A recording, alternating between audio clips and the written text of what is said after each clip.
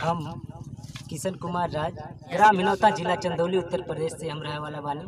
हमारा वीडियो के लाइक और माई बीड़ा वालिया के हो माई बीड़ा वालिया के बीड़ावा बजाई दा मयरिया मोरिना, तनी फेर दा नजरिया मयरिया मोरिना, तनी फेर दा नजरिया मयरिया मोरिना। सारे गम पगनी सा हम के सिखाई दा, गीतिया संगीतिया में नहिया लगाई दा। सारे गम पगनी सा हम के सिखाई दा, गीतिया संगीतिया में नहिया लगाई दा। हंस पे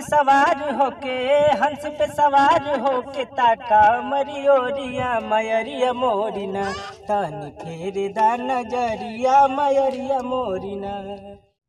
इतना बदल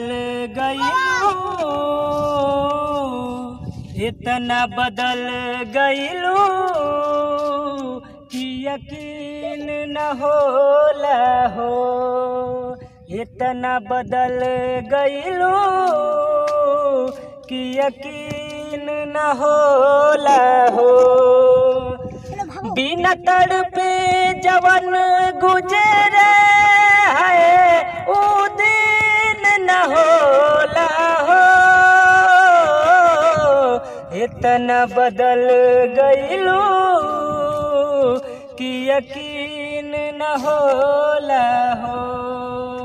इतना बदल गईलू कि यकीन न होला हो। बड़ी फुर्सत से तोहके भगवान बनौले हो, बाकी दिल की जगहिया पे लागे पत्थर लगौले हो। इतना बदल गईलू कि यकीन न होला हो। माटी के बनल शरीरिया माटी में मिल जाई भाई हो। केहू कुछ लेके नहीं जाई, केहू कुछ लेके नहीं जाई भाई हो। केहू कुछ लेके नहीं जाई। पाप और पुण्य के दुई गो डगरिया, जे बनी जे कर मुसाफिर जे बनी जे कर मुसाफिर। धर्म राज के धर्म कटापट ने की बड़ा बतियाई भाई हो।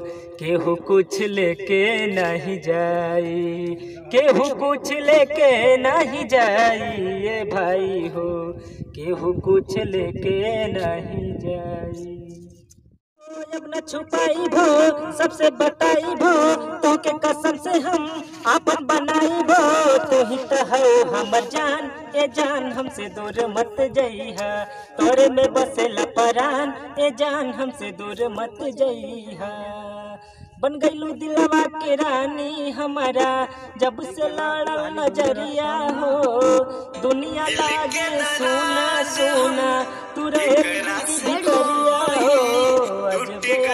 बाजान तोहार लागे कि लेली परान हमार। अब कबो दूर न जइहा हमरा से रानी, मिलके बनावल जाई एगो कहानी। हमरा पे कइलू एहसान, ए जान हमके भूल मत जइहा। तोरे में बसेला परान, ए जान हमसे दूर मत जइहा।